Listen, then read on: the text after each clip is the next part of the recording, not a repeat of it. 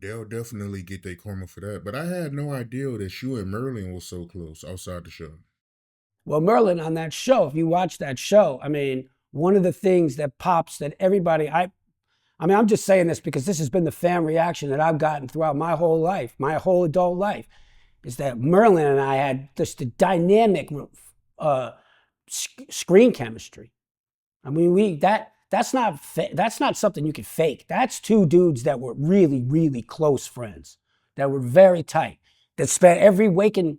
I mean, like I said, when we were not at work, I didn't spend much time with Merlin because Merlin, everybody knows, if you roll with Merlin, you were going to get in trouble, and I didn't want to get in trouble. I didn't want to. I didn't want to. I didn't. I don't know if you could keep a. I'm like tiny. I'm not fist fighting nobody. Merlin was big and strong, and that dude could handle himself. And I mean, I could. I mean, I wasn't afraid, but you got to be smart. You know, if I get out there with Merlin and I mean, Merlin would take on 5 guys. Like it was not like he did not care. He did not care. I was saying this to someone earlier today.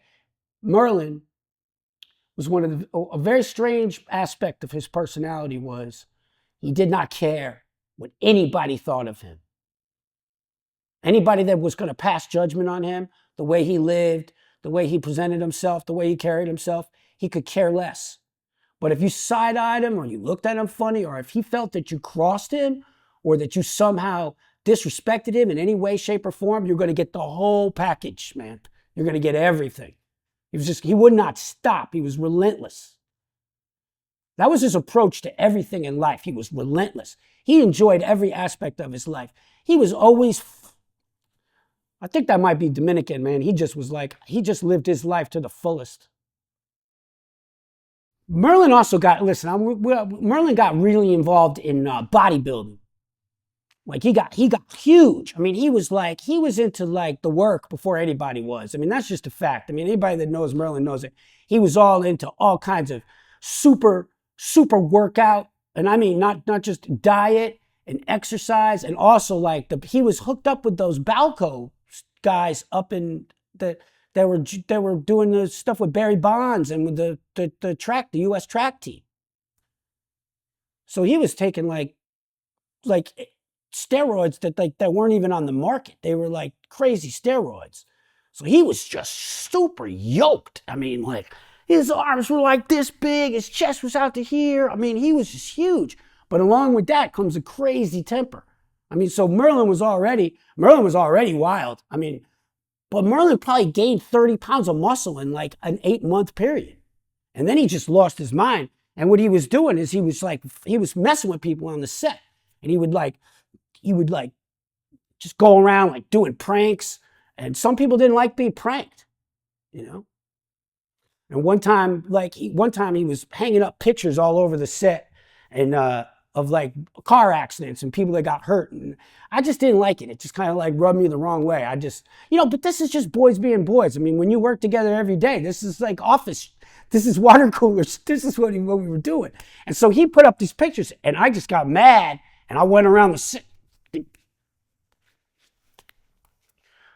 He took them all down and I'm walking on set and he just comes up, BOW! He fucking hits me like, he didn't punch me in the face, but he punched me in the chest and I must have flew like 5 feet in the air and landed like this. And then I charged him and he grabbed me and picked me up and threw me over like onto the ground. And then he was gonna like basically finish me off. But that's when Steve jumped in and grabbed him. And then I took off to my dressing room and I had like a full-blown emotional meltdown. Like I just lost it. I was crying. I was upset. I felt like I couldn't believe that this was happening to me at work. And I kind of felt like nobody came to, I felt like I got attacked at work and nobody came to help me. And then Steve came and Merlin and I's dressing room were separated by a bathroom. So his dressing room was here, my dressing room was here, and his dressing room and the bathroom was right in the middle. And Steve comes, I'll never forget this. Steve's in the bathroom between the two dressing rooms, And he's trying to get us to just talk to each other. He's just trying to get us to, and that was Steve. That was Steve. Nobody else did anything except Steve. Steve went into full, like, reminded me of like the boys club when I was a kid. Like the guy that worked there, he was just the best. His name was Walt. He was like play basketball. He was like head of the boys club. And whenever two guys would fight, Walt would find a way to not only would he stop the fight, but he would get the two dudes to be basically like, you know, be friends after that. And that's what Steve did. Steve was like the peacemaker, and he brought us together. And, you know, I've never felt closer to Merlin after that, because when Merlin was like, "Why'd you do that to me?" You know, he was like, we were both upset. And I think it had a lot more to do with, you know, the pressures of our lives at that time, you know, than it did with me tearing down the picture that he put up. I think Merlin had a lot of weight on his shoulders, and I know I had a lot of weight on my shoulders. And I think we were just two dudes that, you know, it was kind of an interesting moment, to be honest with you. I learned a lot about Merlin that day, because Merlin was one of the toughest people I ever met, but Merlin also had a heart, a big heart of gold. Losing that dude was tough. It was really tough. Yeah, when I think about it, it was a big change in his body size. You know, he went from being small to real huge, you know, before he passed away. So, Yoked, yeah, that's man. crazy, man. I had no idea he was on steroids. He was taking, I mean, listen, I mean, I don't think I'm saying anything bad. I mean, it's just the truth. Yeah, Merlin was on they call it work. I got buddies that are seriously into working out. And, you know, they all go through a stage where they do that. Almost all of them, you know, it's kind of, especially in Hollywood, actors, you know, I mean, it's not illegal for an actor to take, I mean, I wouldn't do it, but it's not illegal for actors to take steroids. And if you look at these dudes, I mean, come on, man. You look at these dudes and these Marvel bodies. That's ridiculous. Anybody over the age of 40 that looks like that, that's ridiculous. I mean, I can't say, maybe if somebody didn't offer me that shit, I might not try it out. Right. I hear you, man. I hear you. But when you taking that stuff, it does come with side effects, and the temper is one of them. So not only that, no, it comes with the temper, because probably, I mean, Omar will agree too, that when you interview, when Merlin would pop off I mean, he would start a fight when he was younger, but when he got yoked out like that, he wasn't just doing like weights and working out. He was also boxing and doing martial arts and jiu-jitsu. He was working with all these different, like, really, really super top of the line fight trainers at the time. So he was like, and Merlin wanted to see how it worked. Merlin was interesting like that. I used to ride a motorcycle when I first started on the Steve Harvey Show, and I did it because they almost got rid of me because I was late all the time, which is crazy, but it's just very stupid thing. Don't be late, people. But so I got to work one day, I was like 15 minutes late, and I just thought, hey, I'm on a sitcom, I'm on a TV show. I'm 15 minutes late.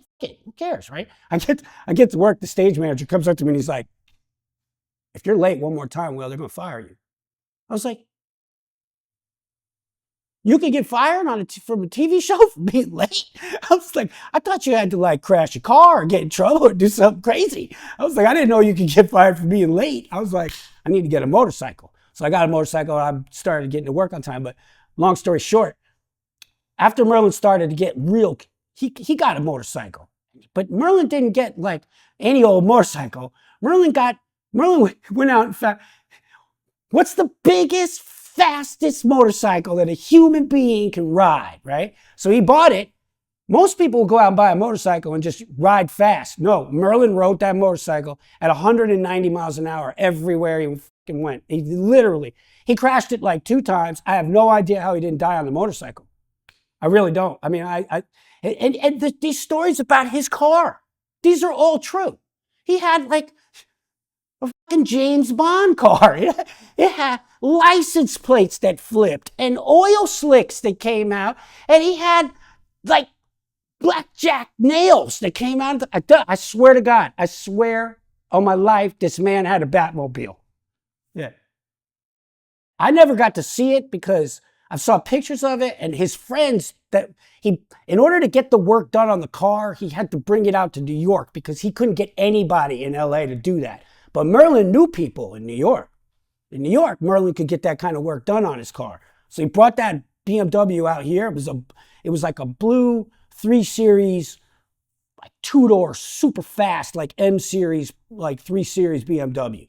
But I swear it had bulletproof tires, and it had a smoke screen and oil slick, and it had a license plate that flipped. But that's how he operated. He wanted to be able to get, if he did something stupid, he wanted to be able to get away. I mean, what better way to get away than having a smoke screen and a James Bond oil slick at the back of your ride? That's pretty wild shit, man. Yeah. Yeah, it was pretty cool. I mean, it was dangerous and totally illegal. I mean, I can't imagine I don't think you're allowed to have any of that stuff, but I know buddies of his from New York that would come out to LA, and I asked them about the car, and they were like 100%. He had 2 BMWs. He had the blue one, and then he had this, I mean, it was the coolest car. It was a BMW 750, which back in like the late 90s, they made a V12 sedan. And it was just a beast of a car. He had that car. That car had an oil slick, I think, but that's all it had. It didn't have like the full James Bond setup. But that was the car that when Merlin would go, watch, Will, get in the car, watch this. I go, what? You go, let's go get lunch. I'd be like, all right. So we get in the car. Oh my God, I got another great story. This is the best. So I got to tell this one first. So Merlin get in the car. We get in this brand new BMW. We drive out. He go, watch this, Willie. I go, what? He goes, watch how long it takes me to get pulled over. And he goes, he wasn't speeding. He wasn't doing anything. He would just pull on the Ventura Boulevard. This is in the 90s in LA. Pull down Ventura Boulevard. Cop would just see a black man driving that BMW and pull him over like that, dude. I mean, it was like, we get pulled over sometimes 2-3 times at lunch. I mean, it was like ridiculous. I'd never seen anything like it in my life. And he would point it out to me, be like, watch this, Will. And I was baffled. As a white guy, that shit didn't happen. And white people that don't think that happens, I've never been in a car with someone that happens to. That's what that means. So another time at lunch, I'm just going to tell some Merlin stories. So another time at lunch, Merlin and I, they would move our show. Our show was wild. We started off the first season filming at the CBS Beverly Radford, which that lot doesn't even exist. It was like right in the middle of Hollywood. And it was cool. That's where they filmed the Magic Johnson show. So I got to see that whole awesome experience of the Magic Johnson show. That's what I got. I met Ray Charles, which was the coolest thing I've ever seen in my life. I saw Ray walk out of a dressing room, walk down the hallway, open the door, walk out the door, open a car door, get in, slam the door, and drive away. I was like, that's the coolest thing I've ever seen. I was like, Ray's so connected, he doesn't even need to see. He just roll. So we went from the Beverly lot, then we went to some other CBS lot that was like in the valley somewhere. And then we moved for the third season, we moved to the Universal lot, which was literally right, our soundstage, you could just go under a rope and you are at the Jurassic Park ride at the Universal Studios, like theme park. So if Merlin and I weren't working, a lot of the times there'd be 4 or 5 scenes that we weren't even in. So we'd have 2 or 3 hours in the afternoon when we weren't doing anything. And there was an arcade that was right there. So Merlin and I would just go under there. We'd just walk into the theme park and we go get lunch or we go play video games. But Merlin got the idea that we should take a golf cart and we should have our own studio tour lot by ourselves without getting on the actual tour lot ride.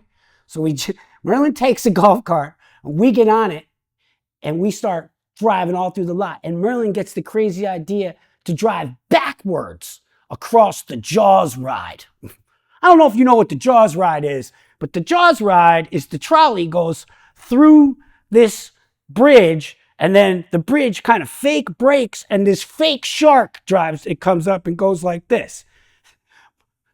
It doesn't work when you go the other direction. So we go down it and this bridge doesn't the bridge doesn't go up. So he just jumps the fucking shark in the golf cart and drives the wrong way down the Universal lot. Yeah, dude doesn't care. He didn't care. Totally crazy. The man he was awesome. Gone too soon. He was going to be a big star. He was going to be a big star, but I mean, I bet Steve and Sid and Terry, I mean, all of us, we'll all say that Merlin was living a very reckless life and unfortunately taken too soon.